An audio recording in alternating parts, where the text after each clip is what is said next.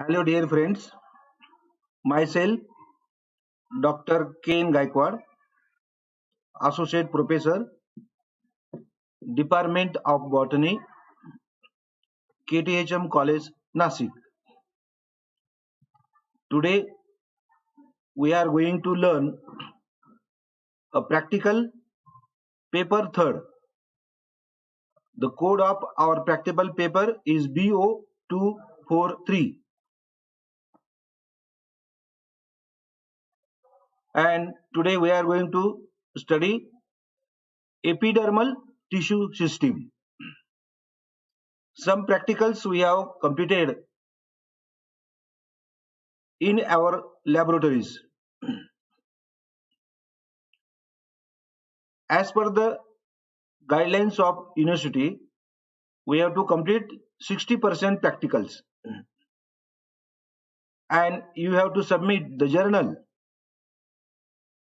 online on Google Meet.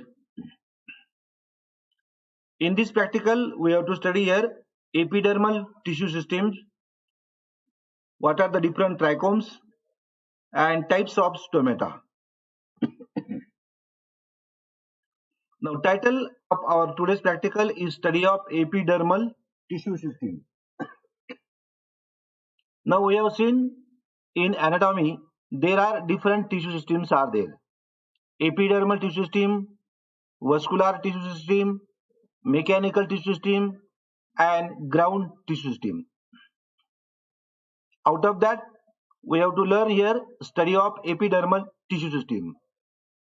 You know that epidermis is the outermost layer which form a protective cover on different aerial organs like stem, leaves, flowers, and fruits.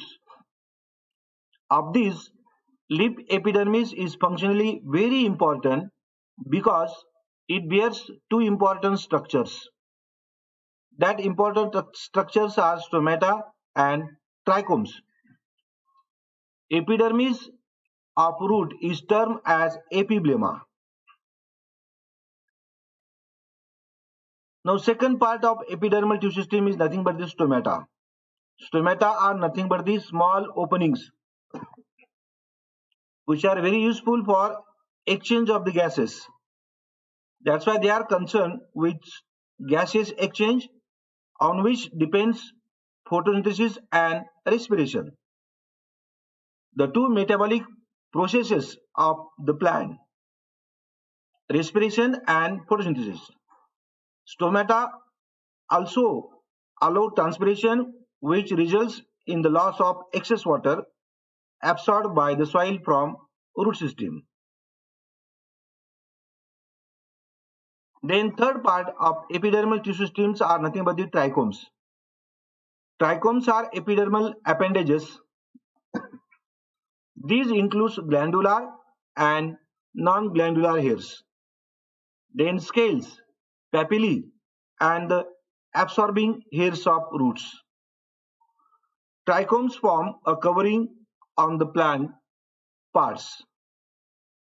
These insulate the plant from temperature changes in the external environment.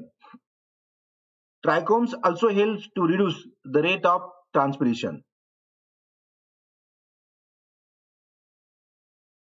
Now, if you take the section of different plant body, we get the two type of the epidermal system. Epidermal layers are there: uniceriate and multiceriate. If we take the transverse section of sunflower leaf, you will get the uniceriate epidermis. That means epidermis is made up of single layer because that plant body is mesophytic. There is no problem of the water. But if you take the section of the Nerium leaf, Nerium is nothing but one of the xerophytic plants. In Marathi, it is called Kaner plant. If you take the transverse section of Nerium leaf, stain with dilute saponin, wash thoroughly with water, mount in 10% glycerin, and observe under microscope. This is actual practical work. But due to the COVID-19 or corona, It is impossible to take the regular practicals. That's why after finish this problem, we will take the practicals. You have to take the section of Nerim leaf, stain with dilute saponin. Saponin is the stain which stain the dead cells. Wash with water and mount in glycerin. Observe the upper and lower epidermis of leaf, which is made up of many or more than one layers of cell. Now see, this is the transversation of Nerium leaf. At the top of the epidermis, there is a thick cuticle is there, which check the rate of transpiration, which is useful for to reduce the rate of transpiration or loss of the water. And here, epidermis is 3 layers, 1, 2, and 3 layers are there. That's why this epidermis is called multi-layered epidermis. This epidermis is very useful to check the rate of transpiration or to loss of the water, because these plants are xerophytic. Other organs are nothing but the upper palisade parenchyma, xylem, phloem, but we have to study only the nature of epidermis, which is multiseriate or multi-layered epidermis there. Then second part of the epidermal tissue system is nothing but the stomata.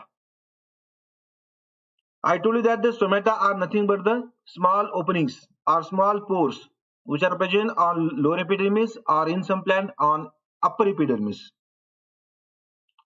Tear the lip suddenly and with force from lower epidermis upward so as to remove peeling of lower epidermis. You can also take the section of lip, or we can also take the peeling. And after peeling, you have to stain the peeling with dilute saponin. Dilute saponin means 1 drop of saponin and 5 to 6 drops of the water, distilled water. That is called dilute saponin. After staining, wash thoroughly with water and mount in 10% glycerin and observe under microscope. During regular practical, there is no need to take the glycerin as a mounting medium. We can also use the water for temporary preparation. The stomata are present in epidermis of the leaves. A typical stomatal apparatus consists of guard cells and surrounding subsidiary or accessory cells are there.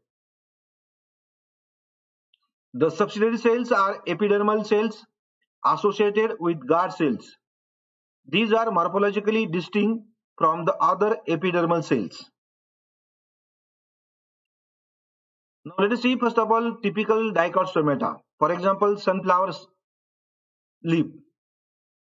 If you take the peeling or TS of leaf, transversion of leaf, you will get a mount on the slide and observe under the microscope.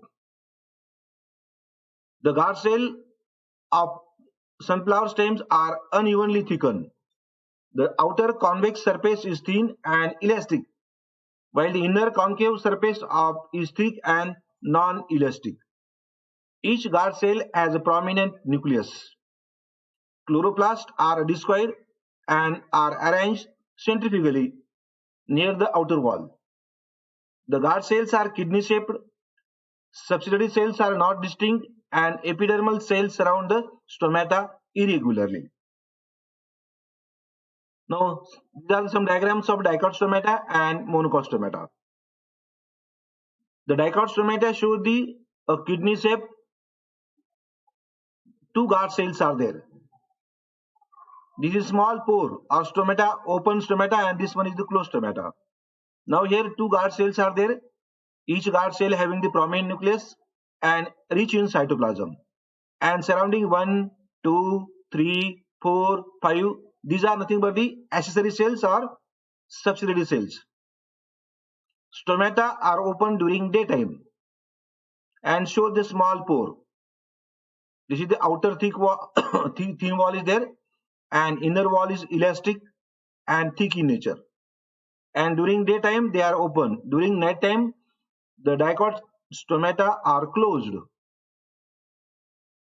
This is the closed stomata diagram. Now just below this stomata, this is the dumbbell shaped guard cells are there. This is the characteristic feature of monocot plants.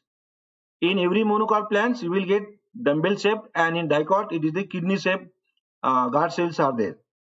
No doubt the guard cells are two. They are the prominent nucleus, chloroplast, outer thick wall, and inner elastic thin wall is there. Characteristic feature of this stomata, monocot stomata, are nothing but the dumbbell shaped guard cells are there, and here kidney shaped guard cells are present in dicot plant.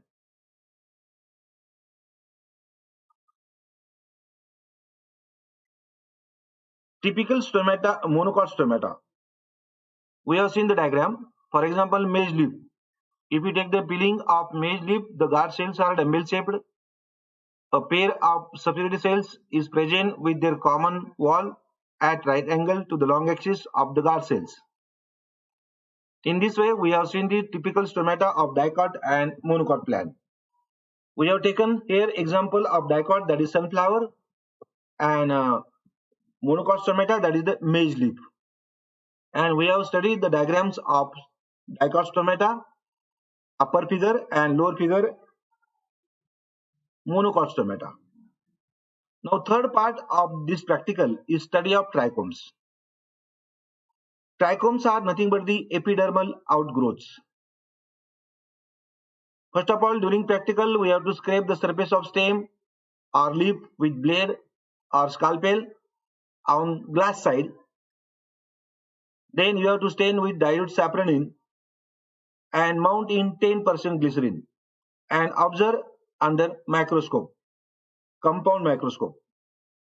Or sometimes, if the trichomes are larger, we can also observe under the dissecting microscope. Now let us see what are the different types of hairs. First of all, non-glandular hairs. There are different types of the non-glandular hairs. For example, unicellular trichomes. For example, tomato stem. These are made up of single cells. Second one, multicellular trichomes. If we take the surface scraping of surface of Tridac's leaf, Tridax means egg dandi or stem. These are made up of many cells. The stalk is embedded in the epidermis while other cells are project out. Then another type of hair is glandular hair is a stellate hair. For example, hibiscus stem and leaf. It consists of radiating arms arising from single cell, and these trichomes are multicellular. Now see, these are the another one, glandular hairs, and these are some diagrams of hairs are there. For example, Jatropha stem and leaf of Drosera. Each and every trichome shows the basal stalk, or it is also called footing, and they are made up of unicellular cell is there. Now this is the multicellular hair is there. Each and every multicellular hair is having the tapering head, and these are the cells are arranged in uniseriate condition. And at the base there is a small footing is there. Now this is the branched multicellular hairs. This is the two are the examples of unicellular, unbranched, and this diagram shows the branched trichomes. That means 1, 2, 3, 4, 5 branches are there, having the footing, short cell of trichoblast, rhizodermal cell type. This is the branched multicellular hair. This is the multicellular hair, but unbranched. This is the unicellular, unbranched. And this diagram shows the stomata. This is the peeling. Actually, if you take the peeling of any leaf, we will get the stomata are there. Thank you.